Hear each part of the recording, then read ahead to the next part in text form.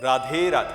हम अपने पितरों का जो श्राद्ध करते हैं वो श्राद्धन आखिरकार हमारे पितरों तक कैसे पहुंच पाता है। हमें तो ये भी नहीं पता कि हमारे पितर किस योनि में गए हैं, किस योनि में उन्होंने जन्म लिया है।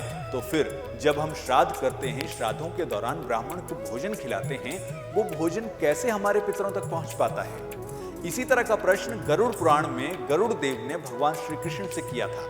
गरुड़ देव ने पूछा, हे प्रभु, मनुष्य अपने कर्मों के अनुसार मृत्यु के बाद देवत्व, मनुष्यत्व या पक्षत्व को प्राप्त होता है।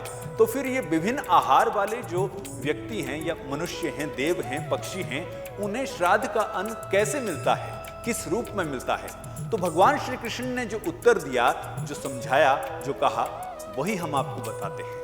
भगवान श्री कृष्ण कहते हैं कि हे पक्षीराज, मनुष्य अपने कर्मों के अनुसार यदि देवता हो जाता है तो श्राद्ध का अन्न उसे अमृत होकर मिलता है। वही अन्न गंधर्व योनि में भोग रूप से और पशु योनि में तृण रूप यानी घास के रूप में मिलता है। वही श्राद्धन नाग योनि में वायु रूप में, पक्षी योनि में फल रूप से और राक्षस योनि में आमिष या शिकार रूप में मिलता है।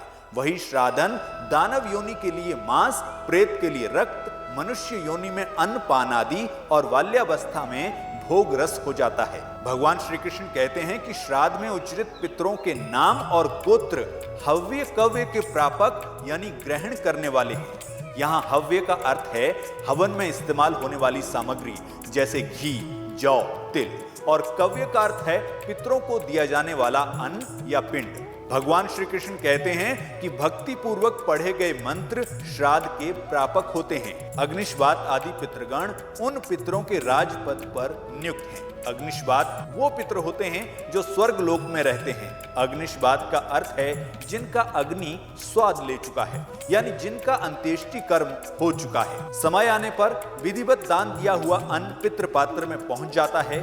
जहां जीव रहता है वहां ये अग्निष्वात आदि पितृदेव ही अन्न लेकर जाते हैं। नाम, गोत्र और मंत्र ही दान दिए गए अन्न को ले जाते हैं। जो जीव जिस योनि में जिस आहार वाला होता है, श्राद्ध के जरिए दान दिया गया अन्न उन्हें उसी रूप में प्राप्त हो जाता है। जिस तरह से गायों का झुंड तितर बितर हो जाने के बाद भी बछड़ा अपनी मां को ढूंढ लेता है, उसी तरह से पितरों के निमित्त करवाया गया ब्राह्मण को भोजन भी सीधा उनके पास पहुंचता है। बोलो राधे राधे।